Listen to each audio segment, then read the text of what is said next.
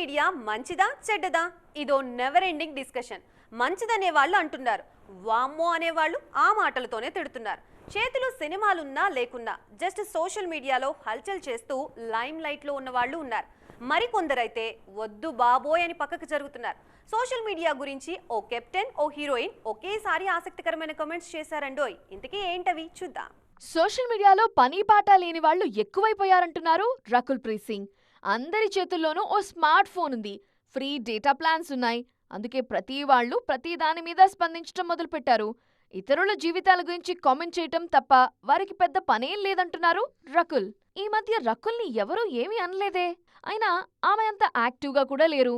అలాంటప్పుడు ఉన్న పళాన social media గురించి ఎందుకు మాట్లాడినట్టు అని ఆరా తీసే పనిలో ఉన్నారు చాలామంది.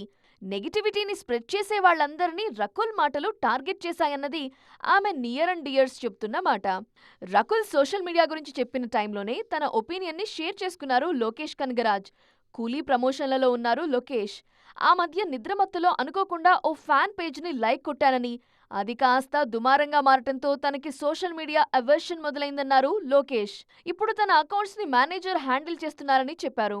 సోషల్ మీడియాలో ఫ్యాన్స్ మధ్య జరుగుతున్న అనవసరమైన గొడవలు చూసిన తరువాత తన ఫ్యామిలీని పబ్లిసిటీకి దూరంగా ఉంచాలని ఫిక్స్ అయినట్లు చెప్పారు.